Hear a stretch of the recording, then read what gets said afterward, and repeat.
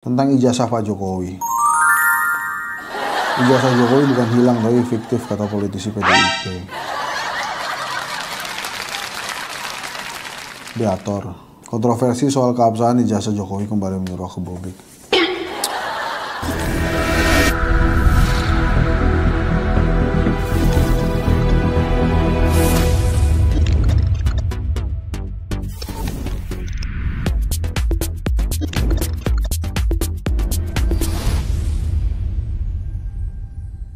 Ada dua menterinya Pak Prabowo ketemu dengan Pak Jokowi. Kelihatannya nggak dua menteri ya, banyak ya. Ini kan dua menteri itu kan Treng sama Budi Gunadi Sadikin, kan sebelumnya ada Pak Bahlil. Terus Noel juga kalau nggak salah ketemu Pak Jokowi deh.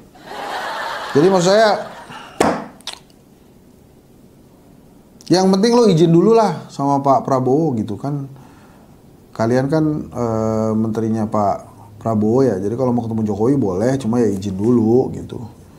Terus kemudian kan nggak usah manggil bos juga. Sebut aja presiden ke-7, itu sesuai kok. Kalau dalam undang-undang kan nggak ada mantan presiden, yang ada presiden 1, 2, 3, 4, 5, 6, 7 kalau saya nggak salah gitu. Jadi kalau ketemu Pak Jokowi ya ketemu aja, tapi saran saya satu, izin dulu ke Pak Prabowo. Yang kedua, ya panggil aja Pak Jokowi presiden ke-7, nggak usah panggil bos, walaupun ya terserah kalian juga. Tapi kan maksud gue, lu kan semua jadi anggotanya atau jadi anak buahnya Pak Prabowo ya, jadi jangan manggil bos selain bos lu gitu. Kecuali emang ya lu nggak anggap Pak Prabowo, anggapnya cuma orang lain, ya itu boleh juga. Tapi masa iya sih? Apalagi lagi musim reshuffle gini ya.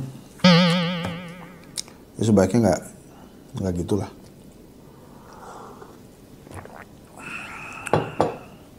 Sebelum Trenggono dan Budi Gunadi, ini Tempo ya.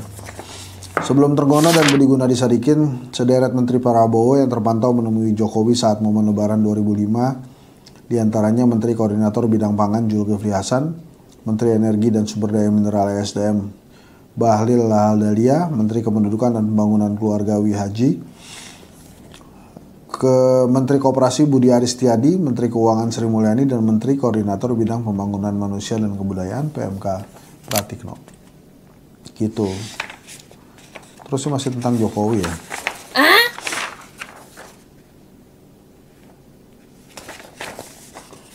Tentang ijazah Pak Jokowi. Ijazah Jokowi bukan hilang tapi fiktif, kata politisi PDIP. Diator. Kontroversi soal keabsahan ijazah Jokowi kembali menyeruak ke publik. Ini teman-teman nih, mohon maaf ya, saya juga lagi nggak enak badan, tapi menurut saya begini ya tentang ijazahnya Pak Jokowi. Pak Jokowi kan sudah lagi tidak menjadi presiden ya. Jadi menurut saya disudahi aja lah itu kontroversi polemik ijazah Pak Jokowi. Kalaupun masih terus ingin dilakukan ya dilakukan. Tapi tidak perlu menyeruak ke publik gitu. Satu, dia udah selesai. Terus yang kedua, lo mau ngapain habis itu? Misalnya terbukti nih, ijazah Pak Jokowi palsu. Lo mau ngapain? Mau ngusulin UGM dibubarin? Karena kan yang ngeluarin ijazah tuh UGM. Atau, wah enggak nih UGM-nya nggak salah, orang dia nerbetin sendiri kok, makanya palsu. Lu bayangin, emangnya dia tiba-tiba ujuk-ujuk jadi presiden, sebelumnya tuh wali kota Solo, sebelumnya tuh gubernur Jakarta. Bubarin aja tuh KPUD sama Bawaslu, KPU, Bawaslu, keluar, dibubarin lah. Buat apa? Meriksa administrasi nggak bisa. Terus apa yang mau diharapin? Mau ngapain? Ujungnya dulu itu dijelasin. Kalau emang gara-gara mau membuktikan itu demi selesainya apa ya, rasa kebencian yang bukanlah, gue ngomong gak pakai kata kebencian, rasa penasaran ya boleh-boleh aja. Tapi menurut gue sih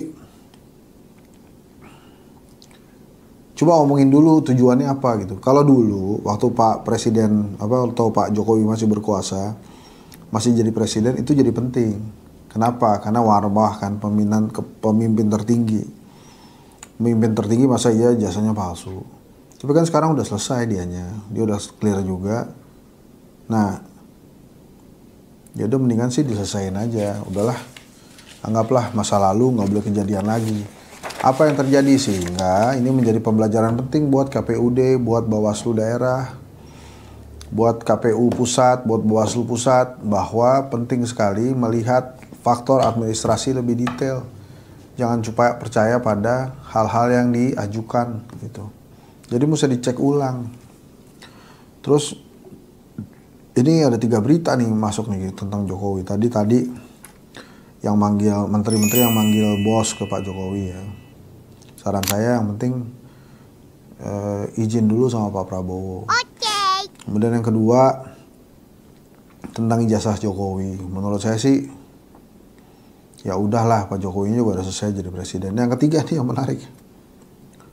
PSI, Partai Solidaritas Indonesia, katanya mau bikin kongres perdana. Jadi selama ini kan kopdar tuh. Gua nggak tahu sih bedanya kopdar sama kongres ya. Itu mungkin teman-teman PSI lebih paham. Tapi yang gue maksud tuh, jadi gini. Kalau yang kopdar itu anggota baru 2 hari bisa jadi ketum. Cuma 2 hari bisa langsung jadi ketum, dan katanya anggota PSI yang pintar-pintar, yang bagus-bagus, yang kritis-kritis itu memperbolehkan. Silahkan, kata dia. Itu mungkin kopdar. Nah kalau kongres, ini seperti kongres partai-partai politik yang lain, ya akhirnya PSI just another politik partai gitu, just another political party gitu, just another partai politik lah, hanya sekedar partai politik yang lain gitu, pakai kongres. Tapi yang menarik ini begini, katanya ada 3 tokoh di PSI yang bakal maju. Ada Kaesang, terus siapa ya satu lagi ya, Mas Agus sama Mas Budi gitu, satu lagi Isyana Bagus Oka. Pertanyaan saya, emangnya ada yang berani lawan Kaesang? Kalau emang nggak ada, ya udah sih aklamasi aja. Nggak usah malu. Ini kan emang partainya Pak Jokowi kan, partai yang disiapkan untuk Kaesang kan. Jeffrey Giovanni, pendirinya aja nurut sama Pak Jokowi. Udah nggak apa-apa, akui aja. Karena kan yang kayak Anda itu banyak gitu. Apa jadinya sih Demokrat bukan AHY yang ketuanya? PDI yang bukan Ibu Megawati ketuanya misalnya, atau Gerindra yang bukan Prabowo, kan nggak ada. Jadi ya nggak usah main drama juga, sayang waktu, sayang kegiatan juga. Kecuali tiba-tiba Kaesang maju sebagai calon ketua umum PSI, tiba-tiba Mas Gibran juga maju sebagai ketua umum PSI, nah itu baru rame. Nah gitu. Tapi kalau Mas Kaesang lawan everybody mah, emang ada yang berani lawan Mas Kaesang? Gue rasa nggak ada kan.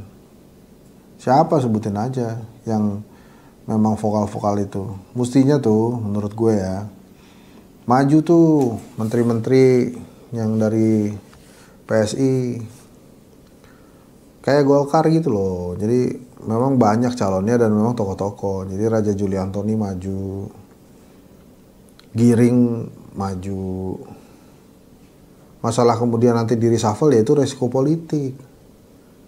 Wah mana mau gue, mana berani maju, bisa di reshuffle gue. Ya lu jangan jadi politisi gitu, jadi komentator aja. Reshuffle disuruh komentarin, komentator tuh kayak ay.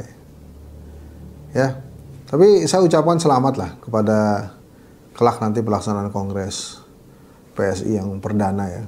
Semoga makin banyak calon gitu, dan pada saat pemilihan ketua umumnya lebih serius.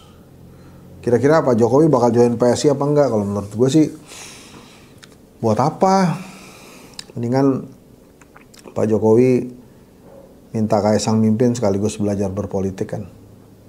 Kan Pak Jokowi menurut saya sih, dia kan pengen sebuah partai yang terbuka. Oh, ini nggak tahu nih PSI jadi nggak ngikutin idenya Pak Jokowi jadi PSI perseorangan. Partai Solidaritas Indonesia Perseorangan, gue nggak ngerti itu. Kan kalau digabung tuh lo ada Indonesia Perseorangan, maksudnya gimana Indonesia Perseorangan tuh? Jadi egois gitu gimana sih? Kalau mau begini, partai perseorangan soliditas Indonesia. Jadi yang persorangan itu partai, gitu. Jadi bukan Indonesianya yang perseorangan. Nah itu secara tata bahasa ya, saya juga bukan ahli bahasa, cuma ini saran aja. Kira-kira gitu. Nah terima kasih.